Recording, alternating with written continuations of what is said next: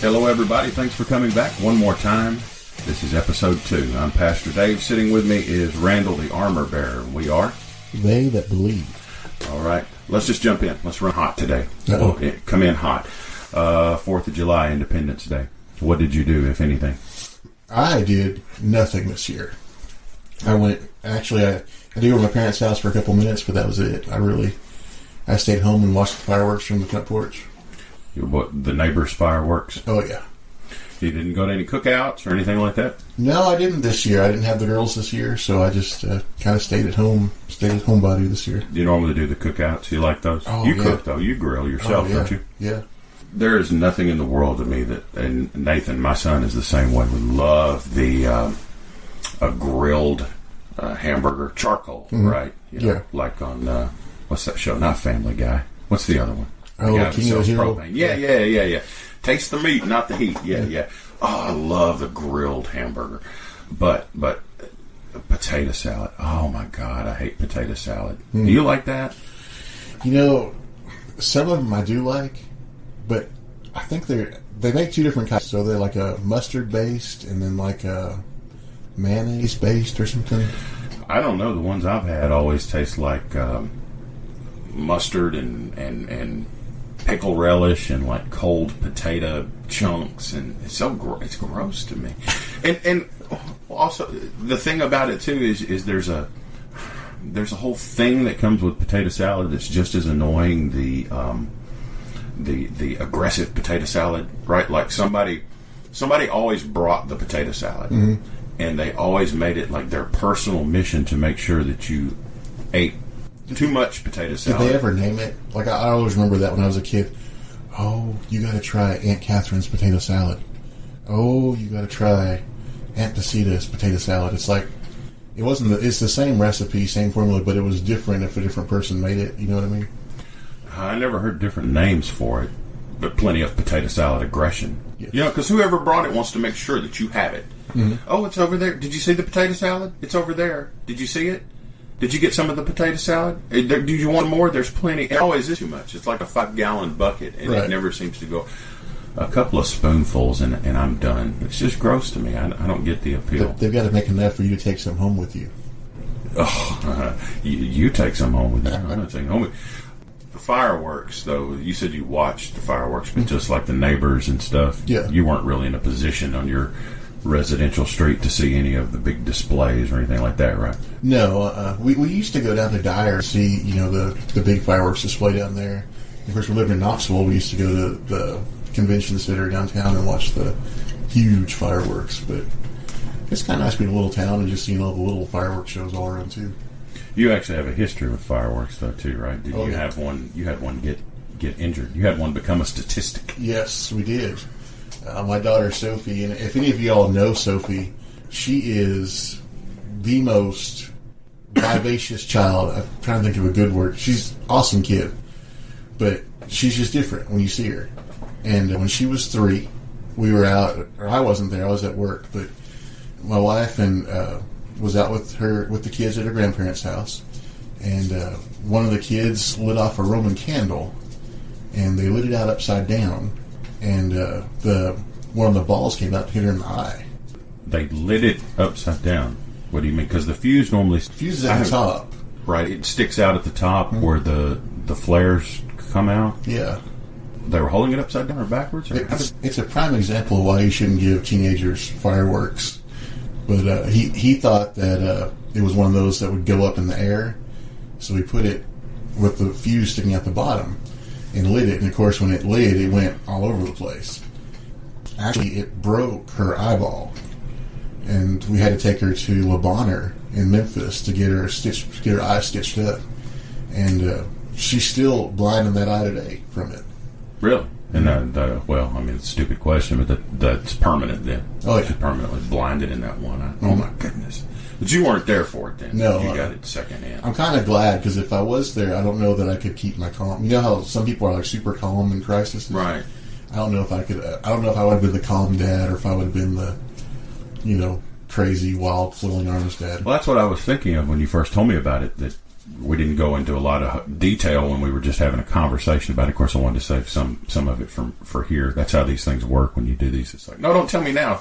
Wait till we get on the pod. Tell me on the microphone. Yeah, right. But I was envisioning you there and having a meltdown and all that. So do you do the fireworks now, or does that kind of put a damper on things? Well, I've got 3 daughters. One of them's 10, one of them's 9, and one of them's 6. And my 10-year-old wants to do all of the crazy fireworks, like the bottle rockets, and she just wants to get whatever will scare her sisters the most. And then my 9-year-old and my 6-year-old, they want to do sparklers. Sparklers and smoke bombs is about the extent for them. But the others, they don't have any reservations about to be like, well, maybe we shouldn't set these off. Or no. Father, I don't think we should do fireworks this year. My Madeline, my 10-year-old, is she tries to get the other ones scared, I think, of fireworks. So she's trying to perpetuate the myth in our house. We even went to the fireworks store the other day. Of course, we walked up and the lady's like, "Get you a basket." I was like, "No, we don't need a basket." That's the other part, because you're going to blow $200-$300. Oh, yeah. Easy if you're man. Oh. So I told them all they could get a handful of fireworks, thinking how much could a little child put in their hands. So Graylin, she gets about, $10 worth of fireworks, sparklers, smoke bombs, little snakes. Remember the snakes? Yeah. She got a bunch of those. And Sophie did about the same thing. And Madeline comes in and she's got her shirt open and she's got it piled up as far as she could with fireworks. Everything she can think of. So we're going to go over here and set off the fireworks. You sit over there and watch with your good eye. Yeah. I got my eye on you while you're lighting those off. So much for that sibling love or whatever. Oh yeah. I keep waiting on one day they're gonna really love each other, but it's not today. Well, I have some things that I need to confess to you today. Oh, man. I think since we met last, I've just very candidly, I've done some things that I'm not very proud of. And what better place to confess those things and get relief other than as publicly as possible. Right. We were here and we talked about Facebook and all that stuff that aggravates us on social media.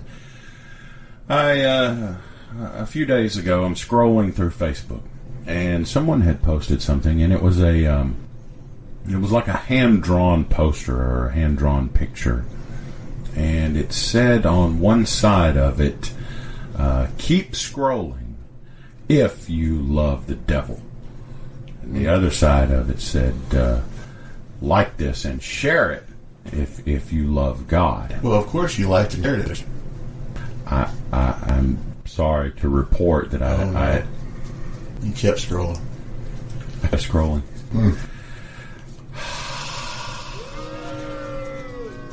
But I don't love the devil, Randall. I don't love the devil. But see, you say that, but then you keep scrolling. The proof's there. Well, yeah. Hard evidence from Mark Zuckerberg that you did, in fact, on this day, keep scrolling. No, it goes back to what we were talking about last week. Quit sharing that stuff. Yeah, like, who do you know is looking at that and go, let me think about this a minute. I just love the devil too much. I keep scrolling. I'm going to stop and like and share, but since I saw this post and saw that if I kept scrolling that I could like the devil too. No one's ever been given the option. Yeah. No one's ever asked me before. Finally, I get to tell people that I love the devil. Now that I can do it. Yeah, I hate those, man. There's so many of that, and I don't understand the whole principle behind it, behind the wanting to get more likes on Facebook on something. I don't get it. I mean, it's some sort of validation, I guess, from what they're... I guess when you share something like that, it's your way of... And the intent is not bad. I don't want to mock anybody too much. You're obviously professing, well, because you've liked it and shared it, that you love Jesus or whatever, and so no one has to be concerned. Like I was, because I was, until my friend posted this, I was concerned. I went, oh, okay, thank goodness she doesn't love the devil. Look, she's posted this. I thought she was on the fence, but now I here's the other thing I did that I'm not very proud of. Oh gosh. Yeah, and this one was even worse, probably because this was life or death. It was life or death, and I gambled. Several weeks ago, we did Relay for Life locally. Our church had a team, and everybody pitched in, and we went out for the event. Probably some of our friends that are listening went and participated too. One of the things that we were tasked with, that our family volunteered to do, was to bring bottled water. It was going to be pretty warm. Folks are going to be out there a long time, so we went and got several cases of bottled water. Now, we took home a lot of that with us because I think we probably had more than we needed. Our church folks drank plenty, and we had a few, and brought home a bunch of water. I took some to work with me. We put some in the refrigerator at the house and proceeded to drink it. Now, we're probably a good case in, and still maybe have a case or two left that have been unconsumed at this point, and the news breaks. I've never, probably in my life that I can remember, consumed Niagara brand bottled water.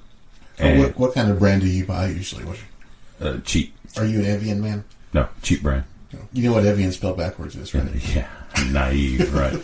No, and I'm not like just a big normal bottled water kind of person. Like, I wouldn't normally drink it all the time, other than I had to have for this occasion, this event, because there wasn't running water close by. But no, I don't care as long as it's cheap. It's just water. I don't have to have a particular bottle or brand. And I didn't purchase this. My wife Gretchen had purchased. Oh, you're already pushing it off on somebody else. Look now.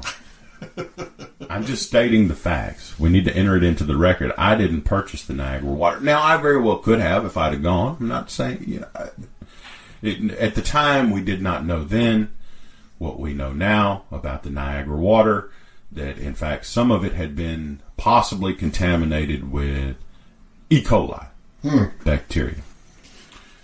Which I don't even really know much about, other than it's nasty and it gets in your intestines and it's nasty. So, did you say intestines? Yeah. Okay. You're pushing me hard today. All right. So, and this is a time of confession. And look at you. And look at you. I should be. Sorry. So, we get about a case in. The news breaks. The Niagara water is, some of it potentially contaminated with the E. coli. Now, I've been drinking it for a good week now. I'm not personally concerned at this point. I mean, if it was contaminated with the E. coli, I'm thinking I probably would have had the E. coli. Although I could have had it and don't know if I'd have had it or not. No, I guess it didn't. I'd have been sick. I would know. I didn't feel sick. So, no, the next thing that occurred to me is, of course, that my wife Gretchen is at home and she's drinking the Niagara E. coli water. So, what I did immediately. I'm hoping that you called her and told her to dump out all the bottles and refrain from drinking any more water. Out of concern for her safety, and I absolutely did not. Oh. I said, well, and I'm thinking, I'm okay. We've been drinking the water for a week, she's probably okay. It's probably okay, right? A day or two later, I'm at work. She sends me a text that she's in the living room sleeping on the couch and she's sick. And stomach problems and all this. So, what I immediately did then? You've probably told her about your mistake on not dumping out the Niagara water. I did not. I sent a message back that said, I'm going to stay at work a little later tonight.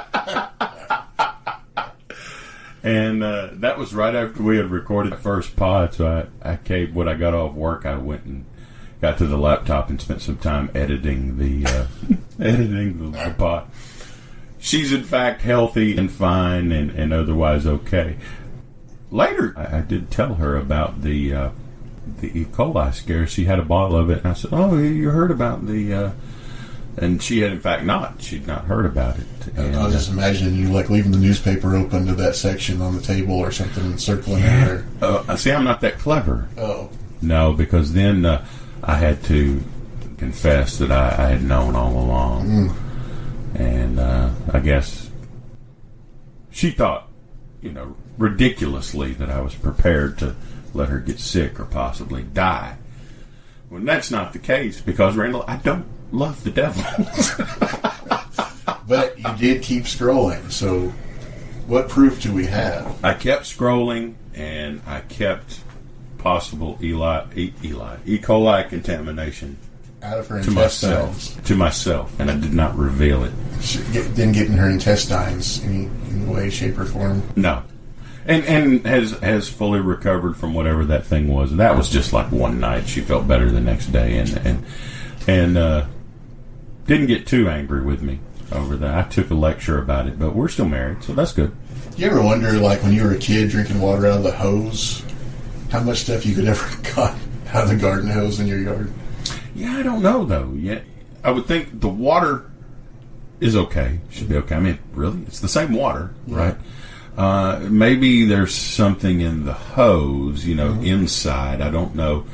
If you think the water gets in there, it stays inside the hose sits outside, and of course then it gets real hot. So I would think the inside of the hose, could be a breeding ground for bacteria. And then of course you worry about what I would think would be the danger zone is the outer rim or the outer edge of the actual hose, because that comes in contact with dirt and whatever's on the ground. And so, but let's be honest, we all did it. Oh, yeah. And no E. coli. Or squirt the squirt gun in your mouth when you get thirsty, You're outside. Yeah. Yeah, that wasn't... We would do that, but it wasn't quite as... it didn't have as pleasant a flavor as the garden hose water. Got that little plastic It's got that plastic taste to it. I saw the other day that there was on my water bottle. I keep a water bottle with me about everywhere I go, but it had this list of things that weren't in the plastic on it, and so I guess that the plastic in water bottles has something in it that can be dangerous.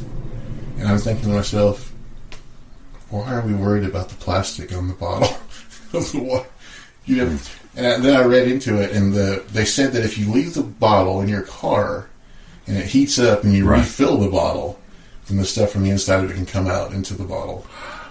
I've heard that, and I know that, but I've just done that now that I think about it. I do it all the time. I leave, I drink lots of water, so I have water everywhere, but if I'm thirsty, I wouldn't think anything about grabbing a bottle out of the back seat and drinking water out of it. We spent a lot of time. I mean, we're only, I guess, between this pod and the last, an hour and a half in, but we spent an awful lot of time talking about food and drink, haven't we? Well, if you'd see us. Yeah, right. Yeah. We started with Kool-Aid. Yeah. And ravioli and chicken and, well, at least we're talking about bottled water today. Maybe that's healthier. I don't know. With E. coli. Yeah. We were talking about the Scrolling for the Devil. That was a Van Halen song, wasn't it? Scrolling for the Devil. You had seen something recently in your feed, right? Trying to get some shares. A child was like probably 18 months old, still had the pacifier in her mouth, and she had this hand-drawn sign in front of her that said, "I bet my mommy that this picture couldn't make it across the United States." And remember now, this girl's 18 months old, so she's barely talking, and for sure didn't write the sign on her own. So I wonder if that's the mom trying to get... I mean, I see her putting the picture of the baby out, trying to get the baby. When you have babies, you like people to see your babies too. But there really is no, that you could tell, there's no end game or purpose beyond just the sharing. I mean, there was no... They didn't hit you up for money or didn't direct you to another page. I wonder if there's some sort of subliminal advertising in it, maybe. Like if you look real closely at the baby's hair, maybe it spells out Coke or something. I don't know. Continuing in our food and drink theme, do you like coffee? I love coffee. I drink a lot. I drink too much. I drink a lot of coffee myself. I had seen something in the past week or two that just really confused me. And maybe it's really good. I don't know. They have this coffee. It's called Black Ivory Coffee. Now, I don't know if that's a brand. I think that is a brand name. I think these people market and sell it. Or maybe it may just be like a generic name for this particular type of coffee. But I think it's a brand name. Black Ivory Coffee. And what happens is they feed the coffee beans to elephants. And the elephants then consume and digest and pass the coffee beans through their elephant parts. Their intestines. Intestines. Oh, sorry. And then some laborers then come behind the elephant and pick the coffee beans out of their waste. And supposedly the whole process does something to pull in the digestion. It pulls the protein from the beans. Something to that effect that just gives it this wonderful flavor. Who was the first guy that decided to try that? You wonder. Somebody had to think it. Yeah. Do you think they think it, or it was just some sort of discovery? Like, Well, how do you stumble into that? Well, How do you accidentally? I imagine he stumbled into it and then saw the coffee beans there. I don't know. If it's a poorer country and maybe you're that desperate and, coffee beans, like, oh no, my elephant ate the coffee beans. That was all the coffee I had for the rest of the week. Uh-oh, here they are. Well, let's give it a shot. That's the only... What other possible scenario could you come up with? What's the worst part, you think? The elephant being all hopped up on coffee, or the person has to go by and collect the beans? Well, I don't think the elephant wouldn't benefit from the caffeine or anything like that. I wouldn't think. And seeing, I don't know if this is after the beans. Are the beans roasted before? I don't know. I should have looked at this a little more. Or do they feed them the beans when they're green and then roast them, post poop? Or did they? We need to have like a sign or something to go out and stop the elephant abuse now. Say no to black ivory coffee. I don't think that wouldn't abuse the elephants. How's that abusing the elephant? You fed me a bunch of coffee beans. That would be abuse. Yeah. Didn't you say you said you saw Oprah talking about some monkey poop coffee? Yeah, there was this. Oprah always says her favorite things. And one of her favorite things was this certain brand of coffee. And the way I'm hoping it is that she didn't figure it out till later that the coffee was made from monkeys going through and picking the beans off the trees, and then people coming by and getting the beans after they've gone through the intestines of the monkey. And but also, I noticed the other night that it was in the movie The Bucket List. Really? The movie? I don't even remember. I know what you're talking about. I don't even remember if I saw it or not. One of Morgan Freeman's part of his bucket list was to make somebody, a complete stranger, laugh. And so Jack Nicholson's character has this coffee he takes with him everywhere. And he's got this little coffee thing that he has that he roasts it with and everything. But he takes it everywhere with him. And one of the last scenes that Morgan Freeman's in kind of this climactic moment of the movie, he shows Jack Nicholson this print of this coffee is made from the excrement of these monkeys. The monkeys? Yes. You'd think anybody would get mad or offended as because we said poop. I was sitting here trying to think of it's a bucket subject. Yeah. Not really. It's a ridiculous subject, but, It's very popular with the 6 and 7 year olds right now. Poop. Okay. You can't go wrong with a poop or booger joke, Okay. All right. Well, we've said poop enough, though. But would you be interested? Let's say, okay, you came in here today, and I said, and I have just made a fresh pressed carafe of black ivory coffee or monkey poop coffee or whatever. Are you going to try a cup? Are you going to saddle up? I always say I'll try everything once, and if it tastes good, I might do it twice. Okay. Knowing what it is, I wouldn't conceal it from you like the Niagara water. I might make it. What if I make it with the Niagara water? Now, if you would make it with E. coli water. Now you're gambling. Yeah. How much gamble you got in you, buddy? What's worse, the monkey? I've made black ivory coffee with Niagara water. Drink up. There's no Pepsi challenge with that one. Conspiracy theory. Oh, I love conspiracy theories. I want to get spooky on folks. Do you know? Have you heard of the Chronovisor? I have. You have the Chronovisor, or you know of the Chronovisor. What do you know of the Chronovisor? I've actually got a Chronovisor. No, you don't. I do. Well, tell me about it then. The Chronovisor is this tool that the Vatican has in their secret underground basement where they've got the Kennedy tapes and everything else locked up down there. They've got this Chronovisor, which allows them to see back into the past, which I think is probably one of the stupidest superhero powers you could ever have. Don't you think? Well, why would you say that? Well, let's think of all the superhero powers you could have. Well, nobody said it was a superhero power. Well, I'm just saying. If yeah. you're going to do spectacular, looking back into the past. If you were going to make a machine that did something extraordinary and borderline supernatural, you're saying that a machine that could look and view events in the past is not your first go-to. No, not at all. I've got one of those in my house, I'm telling you right now.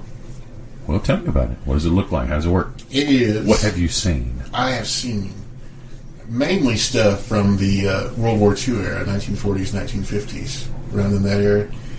It's a big black box that hangs on my wall. Okay. And it's got a cable that hooks up to it. And when you put it on channel 33, the History Channel... The Hitler Channel. Yeah, it shows you all about the past. And, even when they didn't have cameras, they have people that reenact the past. So you can see what it looked like back then, too. Wow. That's interesting. Isn't that amazing? Okay, well, the original Chronovisor is supposedly in the Vatican, as you mentioned. We were first made aware of this around 2002. This gentleman, Francois Brunet, excuse my French, pardon my French, Francois. I got Francois. I don't know about Brunet, but he wrote this book called The Vatican's New Mystery. Now, Brunet was into paranormal, and he wrote other paranormal books and stuff. He said in this book that the Vatican had this Chronovisor in it, and with it, they could look into the past. It's not really a time travel machine because the viewer didn't go anywhere, just like with your Chronovisor. You sit right where you are, but you can view events and people in the past. Now, according to him, the Chronovisor was created by Pellegrino Ernesti. Now the names start getting Italian. Ernetti. Pellegrino Ernetti. Pellegrino. So some more water. Yeah. Okay. Ernetti was a priest and scientist, and here's where the conspiracy theory gets really, really good. Now, you're not going to see this on the Hitler Channel. He says that Ernetti, in concert with 12 other famous scientists and physicists, that they built this thing. And two of the names that I saw that were on this were Enrico Fermi, who's a famous Italian physicist, and Werner von Braun. Oh. Yeah. Oh. The German rocket scientist. Bring it back around, yeah. Yes. So, but then again, if you're putting together, a fantasy football team that might pull this off, these are some names, maybe. Seriously, though, is this something that you even think is within the realm of possibility? Is it time travel? Is that something we would ever do? You would think that if time travel existed, we'd see some sort of evidence of it by now, Isn't the big thing, going back to Hitler, isn't the big thing, if you invented a time machine, wouldn't you go back and, smack Hitler's grandpa around and so he wouldn't have kids? You know what I mean? Well, that's an interesting question. If we had a time machine, and you could go back, if it were possible, would you go back and kill Hitler?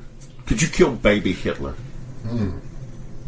If you know it's Hitler, yeah, and you know what's coming because you've watched it all unfold on your Chronovisor, but you're looking down at an infant baby Hitler's crying. Do you have it in you? I don't think I could do it. I don't think so. You have to act the right person. Who is the right person to send back? Schwarzenegger? You think Schwarzenegger? Yeah, I was thinking his character, his Terminator character. I don't know. It would have to be someone who, I think you have to understand, or if it were even possible, you'd have to know and understand the paradoxes and pitfalls that might come with time travel. The whole thing. If if you step on a butterfly here, it causes a tsunami over there, or you think you've just done what you're there to do. Oh, I just got to kill baby Hitler. Then you come back and, there's dinosaurs running around, and you've done something that's skewed the timeline of history. Now we're in a multiverse or something. But yeah, no, would you think that will we ever time travel? Do you think it's even possible? I don't think so. Everything that you know about time, and I mean, I've watched a little bit of Doctor Who, so I know how that goes. Oh, okay.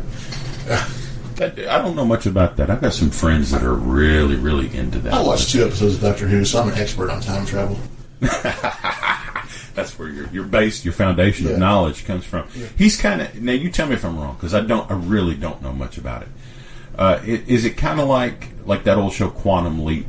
Does he not jump in and around and in through time to do things, or on missions to correct things? He says that time is a wibbly wobbly line, or something like that. But I really think time is linear. It happens as it goes. And I don't think you can go backwards or forwards in it. Now, I do think my theory on heaven is that time does not exist in heaven. Sure. So that when we get up there, we'll all get up there at the same time. And then it's an eternity, so time wouldn't have any consequence. And just the ordering of sequences. Now, to that, let me throw this at you. I'm going to blow your mind right here. Uh-oh. Because we understand that there's music in heaven, right? At least singing and heavenly music. Okay. Well, what does the music sound like? Because if you think about it, on a very fundamental scientific level, our music requires and is dependent upon time, right? Pitches are frequencies, and that frequencies, how often this wave occurs within a certain period of time, right? The lower the frequency, the lower the pitch, the higher the frequency, the higher the pitch. So what does the music sound like in a place where there is really no frequency? You can't have it without time. Maybe you just feel it. Maybe just feel it. Feel the music. Feel the music. That's awesome. Heaven, feel the music. That's a great bumper sticker. Yes. Come to see the pearly gates. Stay to feel the music. Stay to feel the music. Okay, well, Doctor Who.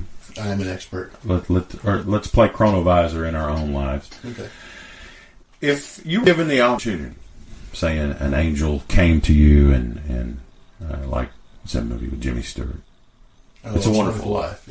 Yeah. Something like that. Or maybe like Groundhog Day. If you had an opportunity to go back into your life and perpetually relive one day, when would you do it? Is there a day that was so awesome that you might go back and that you would, the best day of your life that you could relive over and over again? I thought about that, and I was thinking, we went to Disneyland a couple years ago, and that was an awesome day with the kids, But then I was thinking, would you want to go to Disneyland every day, over and over and over? I mean, after a month, I don't know if I could do that. Well, I think that has to play into your choice, because sometimes best day ever is the best day ever because it's rare. It's a rare occasion, Then, because when you said that, when you were like, "Well, we went to Disney World," I just got tired hearing you say that. Whole different experience as a kid versus an adult. Well, I could not imagine. Well, for what it's worth, here's mine. I had back when I was a kid, and I played.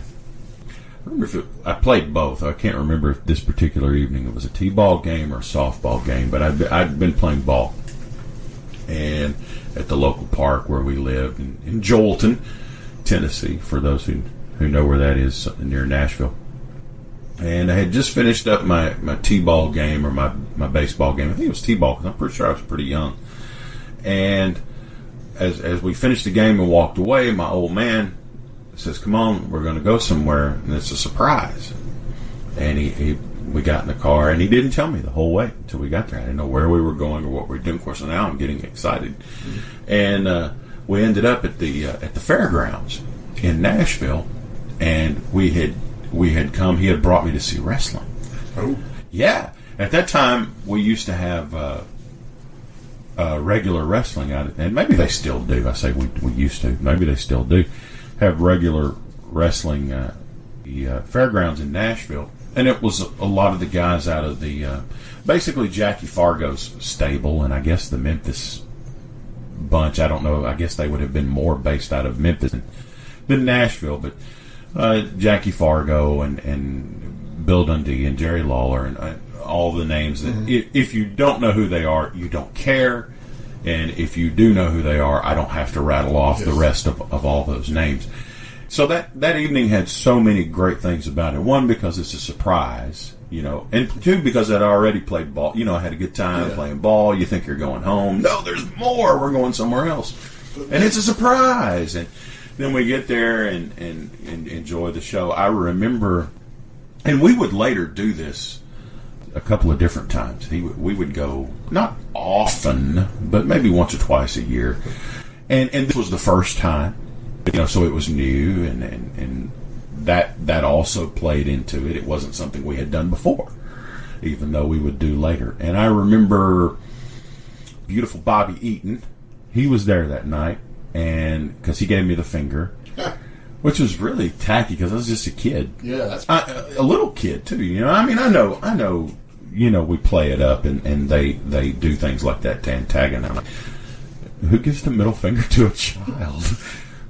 That was not beautiful. Did you go Bobby around Eaton. the next week doing that to everybody else? No. I knew enough not to emulate. And Junkyard Dog, I remember him. He had, for whatever reason, they had some kind of match where the loser had to eat a can of dog food, and he had to eat. He's tried to eat the can of dog food. He got a couple of spoonfuls in and was spitting it out. But that's the two things I remember about the matches of that evening. Obviously, I remember the whole night and the whole event. But the getting the finger from Bobby Eaton and watching Junkyard Dog eat the dog food. You think Junkyard Dog would enjoy the dog food, but no. I remember when I was a kid, my dad used to love wrestling, and still does to this day. But I remember watching it when I was a kid. I wasn't really into it very much. But I remember we lived in Florida at the time, and Tampa was like the big mecca for wrestlers back then. And they'd all hang out on the beach in Tampa. Oh, wow. And so when I was a kid, I remember seeing Hulk Hogan and Macho Man Randy Savage and people like that. Terry Funk. I remember meeting Terry Funk in a gas station one time. How about that? I would not have known that Tampa was a... Yeah, they all had their little boats, and they all lived out there. And I remember at the time it was so funny because the Macho Man Randy Savage and Hulk Hogan were supposed to be enemies at the time. Yeah, they were feuding. They were hating each other. And they both showed up in the same boat on the beach at the same time. So, but I remember looking at these guys and thinking they were huge. Just huge guys, on TV. Mm-hmm. And then even in person, they're just like normal, everyday folks. Right. So you're not still into wrestling or anything? Am I hearing like your experience maybe was like mine, like you kind of enjoyed it when you were a kid? And... I really don't think wrestling, if you grew up in the 80s, like I did, wrestling came on Saturday mornings. Right, yeah. And so did cartoons. So it was the big playoff on Saturday mornings, whether my dad was going to get up and watch his wrestling, but I couldn't watch my cartoons. So every time I saw wrestling come on, I was like, man. No Bugs Bunny today. You had a negative response to it because it interrupted your... Yeah, it interrupted Bugs Bunny. Preempted your cartoons. Yeah. See, and that's the other thing, too, and maybe that's why the memory of that particular day or evening is also so good, was because Saturdays, that was something that I did regularly do with my old man. Actually, it's where I started drinking coffee, because he would make me some coffee. Now, I say coffee, it was like, milk, sugar with a little bit of coffee thrown in, but my particular mug or cup, and he would make my quote-unquote coffee, and we would watch wrestling together. And I think back in the late 90s or so, I kind of picked it up again for a little while, and then I kind of lost track of it. Now I'm not really interested in it as much anymore. But man, it's big business. Oh yeah. That wrestling stuff, oh my goodness, we probably got folks listening to it that are the ones that are into it just go absolutely nuts. Do you know people that really believe that it's all real? No. I just don't, I don't think that's, because, I mean, they have even, the WWF or WWE or whatever it is now, they long ago kind of pulled back that curtain and embraced it, rather than trying to keep there still is a suspension of disbelief, yes, in that when you're watching the movie that Tom Cruise isn't really in the future saving the world, but they embraced it and really said, look, we all know it, let's have fun with it, rather than trying to pretend like, no, it's real. They didn't do that. So I think we moved into another cultural group think about it. See, my dad, I love him to death, but he's still, he knows, I think deep down inside he knows that it's not real. But he still gets so involved in it that it's real to him. You know what I mean? Well, it's the same thing with the reality TV shows. They'll tell me what's going on with, the lizard lick towing or whatever. Which are just about as real. Oh, yeah. The wrestling, and that's the thing. I mean, the drama, the spectacle, it's Greek theater, it's comic books, these superheroes flying around, and you get all that. I don't know, though. I can't imagine, given that even the industry has embraced the openness of sports and all that, because you'd have to be convincing yourself of that. Yeah. I mean, even the industry's not for that anymore. So you never went through that phase where you didn't want to be a wrestler and you didn't play with your friends like you were wrestling. And my dad's awesome. I love my dad to death, and he loved wrestling. And since I love my dad, I was involved in wrestling. You got the little Hulk Hogan action figures, and we'd play around the floor with them and stuff. But I don't think I had the interest in it that a normal kid my age would have. Okay. For someone who never pretended or played wrestling, this may seem a ridiculous question, but just, indulge me. If you were going to be a wrestler, what kind of wrestling name would you have? Or would you have a gimmick or anything? Oh, it'd have to be a gimmick. What would it be? Or even just a good name. If you had a good name, we could probably come up with your gimmick. I'm looking at your little dinosaur over here. Happy some like the Tyrannosaurus Rex or something like that. Tyrannosaurus Rex. Yeah. Get it, like wrecked. T-Wrecker. You could have on your tights or your rubber outfit have what do you call it now? Fins, but spikes and stuff sticking out. But T-Rex didn't really have that, I guess. But you'd have to come out and hold your arms up real small like that. Really close. That could be your finishing move. It's just a little punch from the shoulder, the pit of your shoulder or something. I was thinking about it. I always wanted to be known as the Minister of Sinister. Oh. You like that, don't you? Yeah, the Minister from Parts Unknown. I remember asking my old man, because, some of the wrestlers would wear masks, and they would say from Parts Unknown or stuff. And my old man, he would sell it. He would sell it to me. He would go, well, some of these guys may be wanted. They may be outlaws in other parts of the country or something. They have to conceal their identities, because they may be wanted men, and that really added to the element of the danger, like these guys are really serious. That's a mystery man. He could be a wanted robber or murderer, for all that I know. And what had the connection there, the association that my old man had with them was. My family, he and my grandmother were friends with the Rossies, Leo Rossi and Lynn Rossi, who were in that stable in the contemporaries of all those, and some of them the old wrestling crowd will remember the Rossies, but that's how my old man got hooked in, and he would go with Lynn to the wrestling matches, and he said it was really strange because they would give him. He would just tag along, and they'd be like, "Hey, Jim, you want to keep the clock tonight?" And he might keep the clock and ring the bell. And they would pay him, and he was like, some nights he's like, they'd just come up at the end of the night and hand him an envelope. He was like, some nights it may be like $50, some nights it was like $500. He just never knew, Yeah, he was great. He really sold it. But later on down the road, he would explain some of the inner workings and how they did this and how they did that. Some of that stuff's got to hurt. I mean, getting hit in the head with a table has got to hurt, no matter how you do it. If you do it getting hit in the head with a chair or a table has got to be bad.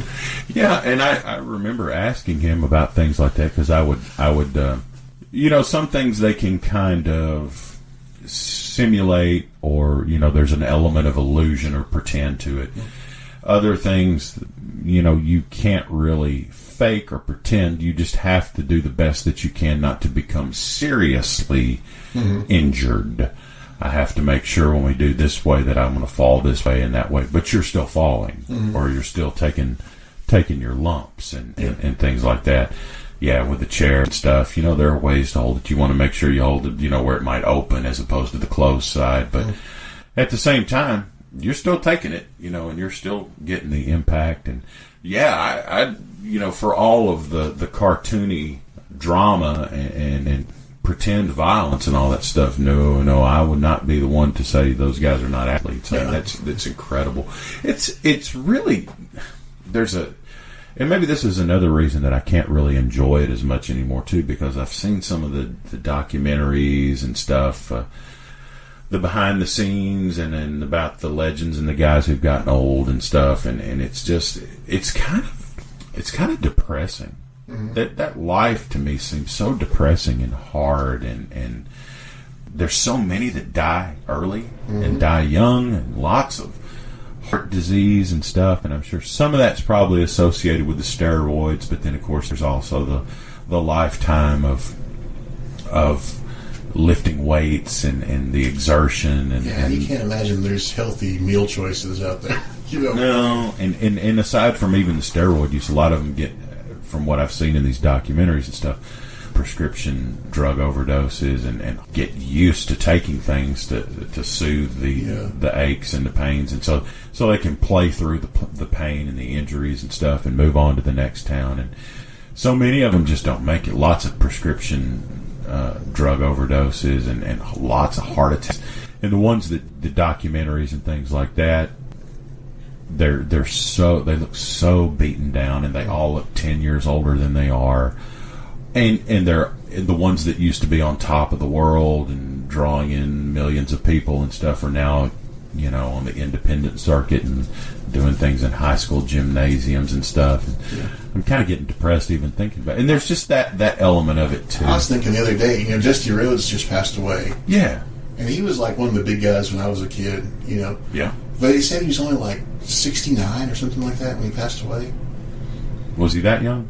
I thought it was amazing to me how young he was. I thought he was that old when I was a kid, Well, yeah, there's that too. I mean, when you're at a certain age, everybody looks old. Yeah. To you. Anyway, before we get out today, I wanted to ask a couple of things. I had brought you had a birthday recently. I gave you a copy of Dark Knight Returns. I was thinking about this because you mentioned Frank Miller last week. Yeah, have you had a chance to read that yet? Or had you read it in the past? I can't remember. I've read a little bit of it. I love the first part, the first page, where it talks about how they talk about the superheroes and how all of them were good. That introduction, yeah. And there was the mean one, I think is what they said. Yeah, that was actually added in a later edition. That was not part of the original thing. What we're talking about, for those that don't know, it's now in graphic novel form, but in the, 86? It was in the mid-80s. Frank Miller, artist and writer, released a 4-issue series called The Dark Knight Returns. And if you don't know what it is, you're going to be familiar with some of the images, because it's been, for every Batman movie they've done since, or every incarnation, somebody has borrowed something from that book, because it reinvented the ideas of what we know about Batman. And man, looking at the trailers for the new Batman Superman movie and stuff, there are some images that are just straight out of that book. I like that book, and I like Frank Miller, although he's crazy, like a lot of them are. Oh, yeah. As an artist myself, you got to be a little bit nuts to even want to put that stuff out there. Frank is not right in the head now, I don't think. Neil Adams, who we talked about last week, is my favorite. Neil's got some crazy ideas about things. Grant Morrison, some of those guys. Well, I'm not really into the art in that book. I know people love it and they say it's seminal and well, you're the artist. You tell me. It's, Frank Miller's got a lot. It's very stylized. Yeah, he's got a lot of good art out there, but that's not one of them. I mean, the book has got an awesome storyline. Yes. But the art is just, it doesn't even seem like it's from him. It's some other part of him, I don't know. But I don't like the art in it very much. It's very stylized. What, to a degree, but then you'll turn the page and get a splash page that looks extremely comic booky and traditional. And I had just recently, and I don't know why it took me this long to get around to it, but finally got into the first volume of Court of Owls, which was the Batman series that came when they rebooted the New 52 and all this kind of stuff that people won't have any idea what we're talking about. I don't even know that I understand it, but Greg Capullo and Scott Snyder, and there's still more. I've only got through the first book of it. That thing is stinking amazing, dude. The artists today, I mean, it's just amazing the stuff they can do on a comic book.